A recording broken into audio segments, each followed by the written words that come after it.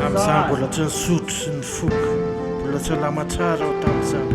Nilay ny fiainana tsy nisy ny taraina, tonga ny olo anara-pitiavana satria tsy nety ny fifandraisana.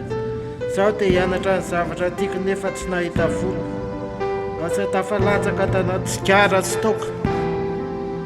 Tsofa teo ny hôpitaly Saint-Benoît nanarina ary nampiny ray aman-dreny. Quand j'étais petite, il n'y a plus de problème dans ma vie.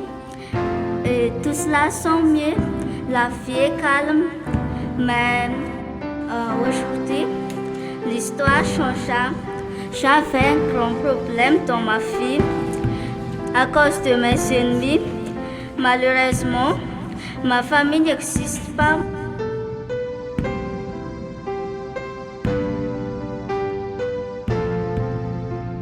Mais comme solution, il n'y a plus de je pleure.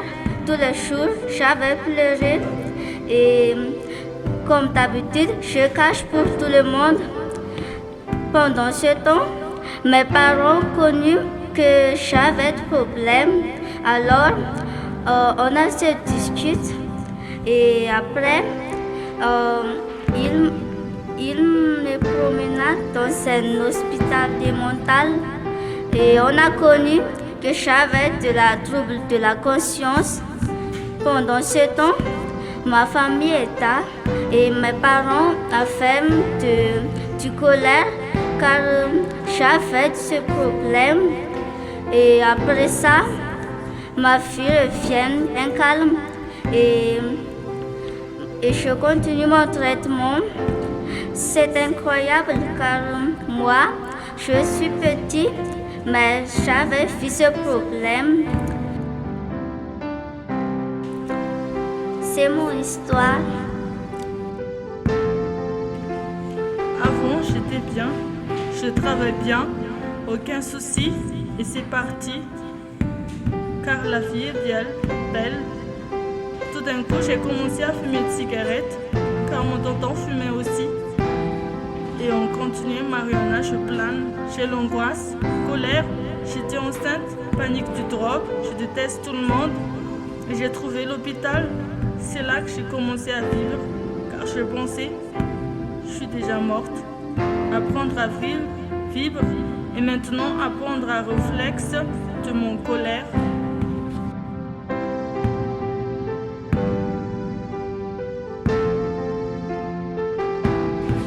Taloha zany lamina milalo vola sy lamina be tsisy be mpitsiritsy nanandrana drogue sy ny zava-mahadomelina narin'ny akama daholo vononrodana.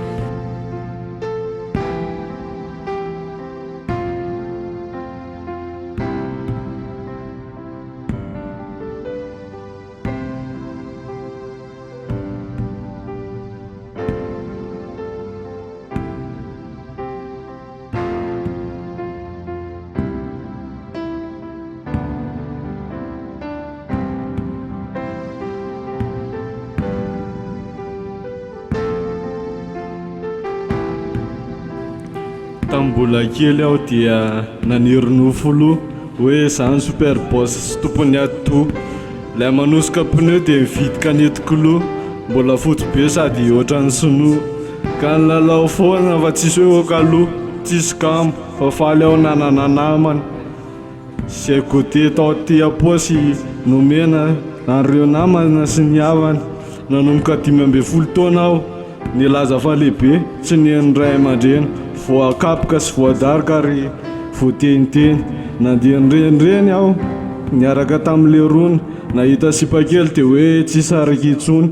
Vonisaraka dia niaraka tamin'ny akama ifokarongony ary milaza fa hoe tsy maninona kanefa manimba kaleko dia inona. Ny fiatambony hoe ho tsara kanefa nanimba ny taranaka sy ny fara. Izao nefa mba hoe riarian'ny gasikara, ozy ny mpampianatra fa tsy zaka le izy.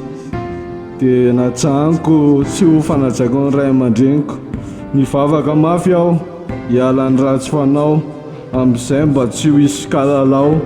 Ka niady aty amin'ny Saint-Benoît Meny dia hoe ho Beny. no manala ny alahelo sy tomany. Andrany aho manoratra dia faly satria misy zavatra mba iriko atao, dia rehefa mivoaka aho dia tanterahako hoe namako ratsy ialako. Latsotra tia miaina, tia fahatsorana, tia irery nefa tia ny manodidina azy ihany koa. Be fitiavana ho zaraina, be ho tantaraina nefa feno tsiky ny tare, mameno ny sofina ny mamevamevana ny anaty zany feo mitondra zavana sy fitoniana. Miaina aho, faly aho, tiako aho, tsara ny fiainana. Indray andro any nefa tonga nisesika tao an-trankeliko, olona marobe ny laza fa tsy mendrika aho ny navelan'izy ireo tao an-tranoko ny fakofakony, ny aratsiny no esoriko, nodorako ireo fa tsy maneky ala. Neveriko efa hoinjato nefa vao may mifikitra mafy sy makatoerana tsara ao an-tranoko ao. Isaky ny avy any ivelana aho dia matahotra ny iverina ao an-tranoko, lasa mampatahotra sy mangatsika ilay ankany kely mahateonina. Amin'izao nefa zahatra ny fisian'ireo ratsy, lasa namako izy ireo na dia mampijaly ahy aza ny tedavina. Ny fiainako amin'izao miaina fijaliana, miaina alahelo, mitafy fahatezerany, rakotry ny ratra ny lasy. Tapa-kevitra ao anefa ny hiala io tranoko io na dia maro aza ny zavatra tsara azoko tao. Ny miala tanteraka ao no vahaolana amin'izao fiainako izao. Ny amina fifaliana keliko tao mentiko nanaraka no tehiriziko tsara sy nokolokoloko tsara mba hanerana ity fonenako vaovao. Ny akanjoko amin'izao fotsy madio mangatsakatsaka, maivamaivana ery. Faly aho, miaina aho, mitsika aho.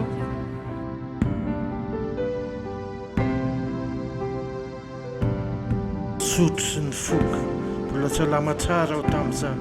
Nilay ny fiainana tsy nisy ny taraina, tonga ny olo anara-pitiavana satria tsy nety ny fifandraisana. Zaho dia hianatra ny zavatra tiako nefa tsy nahita volo. Asa tafalatsaka tanaty sigara sy toka. Tsofa teo ny hôpitaly Saint-Benoît nanarina ary nampiany ray aman-dreny. Taloha za tsy nanana olana, mbola tena nilamina tokoa, mbola nanangafafany ihany koa. Noho indray nefa tonga ny olana, lasa variana nanalazy tamin'ny sigara sy ny toka. Miainako ny le olana dia lasa tsy nahita vahaolana raha tsy tany amin'ny toka. Vahaolana tsara nataoko dia niezako nanolo ny toka sy ny sigarako tamin'ny zavatra hafa. Izao za milamina tokoa, tsy mitady ireo zava-mahadomelina taloha.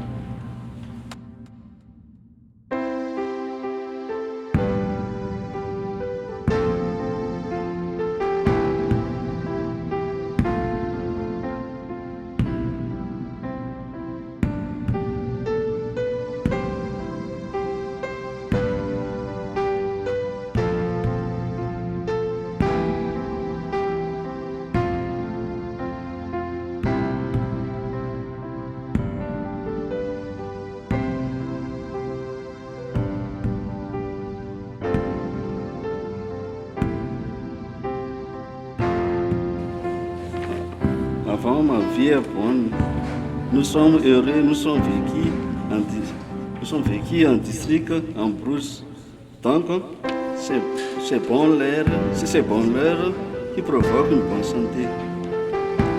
Après, j'ai un problème qui entraîne la perte pour moi et ma famille. Les problèmes sont créés dans notre agence, puisque la relation interpersonnelle est nulle. Et même pour les hiérarchisations, on ne peut pas détailler ici tous les problèmes, mais ça constitue un trouble pour moi. C'est mon travail, je maîtrise, je garde cette relation interpersonnelle, mais c'est très difficile car la tolérance, ce n'est pas pour moi seul, mais pour mes collègues aussi. La solution, c'est déplacer à l'hôpital Saint-Benoît, faire les activités dans l'art-thérapie, qui comme c'était un grand changement pour moi. Maintenant, je ne fume plus, même le café, je ne bois plus. Ma santé s'améliore. Teo fiainako dia tsy nahitana olana na sakana eo amin'ny mpiarabelona mety mitondra fitondran-tena mendrika eo amin'izany. Ny fahazaran'ny mpiainako tsy misy olona dia miteraka filaminana ara-tsaina ohatra. Ny mahatonga ny olana misy teo amin'ny fiainako dia ny fandavana ny hevitro mety nasehoko eo amin'ny olona mety manararaotra ny fahatsorako. Anisan'izany olana izay anisan'izay olana izay koa ny tsy fandeferana misy eo anatrehanyizay tsy fifanarahana ara-tsaina izay.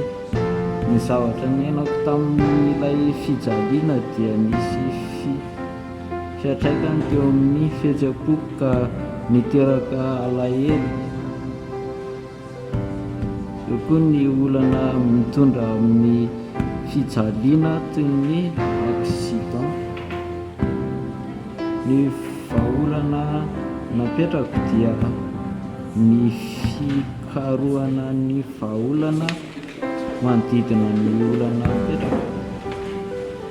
Teo aloha dia miala mitsainao amin'ny setsika ataoko afaka manampy ny olona toy izao.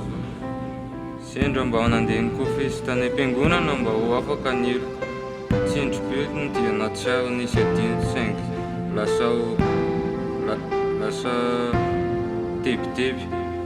Niaritra ny fitahan-tainako na ny aiako atahotra aho mandray zavatra. Nidirako atao amin'ny hopitaly no vahaolana natao amiko. Ny fanafody no nanampy ahy sy ny tokatokateny sony aho.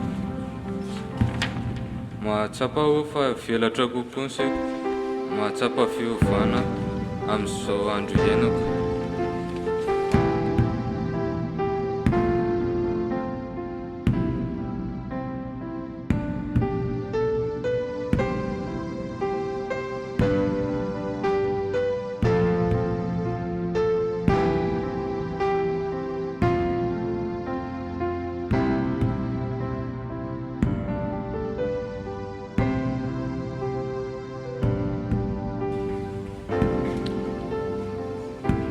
Les chansons n'étaient que des chansons.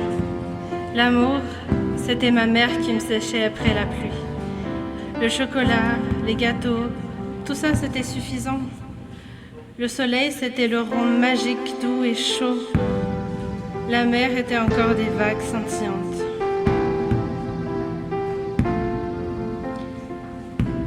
Maintenant, les chansons sont des notes cinglantes qui me font saigner. L'amour est désormais ton regard sans pitié. Le soleil n'est maintenant qu'une orbe qui brûle mon dos, comme la flamme qui consume ce qu'on a construit. Et la mer, elle ressemble à une paisible tombe où je reposerai éternellement. Pourtant, chaque souffle m'a tranché, mais j'ai réussi. Ceux qui m'aimaient encore ne m'ont pas lâché. Ma détermination a eu raison de mes tourments. Maintenant, le chocolat, je le mange comme avant. Je reviendrai vers la plage, toujours. Même si le soleil est doux amer, chaud ou froid, il est la mémoire de ce que je ne serai plus. Brisé. Tamina mbola tsy mifoka dia salomaso tomary tsara aho fa voatariko ny namandratsy ka tsy natohatra fakafana ary nanomboka ampiasaina teo anivo fiarahamonina.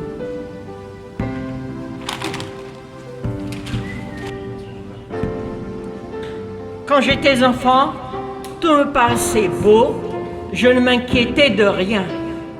Puis un jour, par l'effet du hasard, du mauvais temps, le ciel s'assombrit et je me tourmentais d'un rien.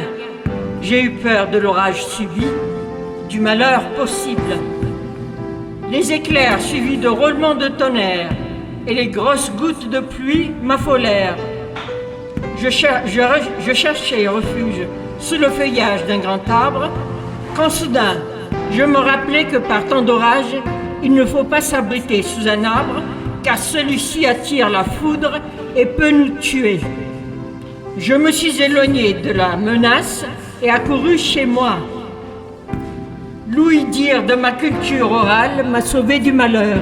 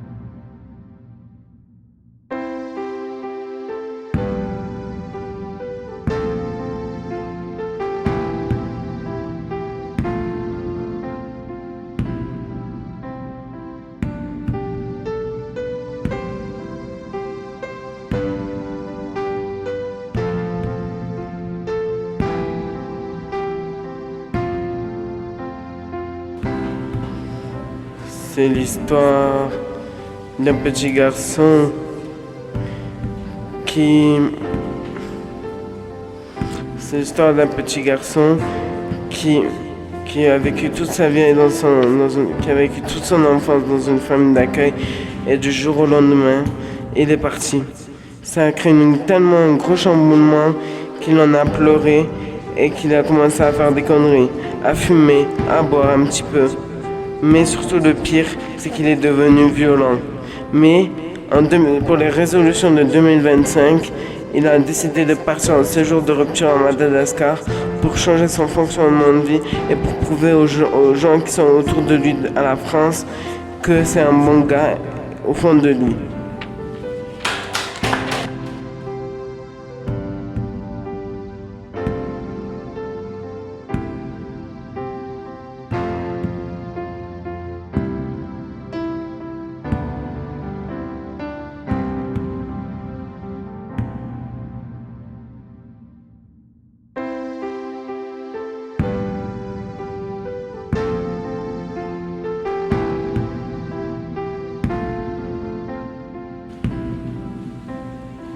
Il était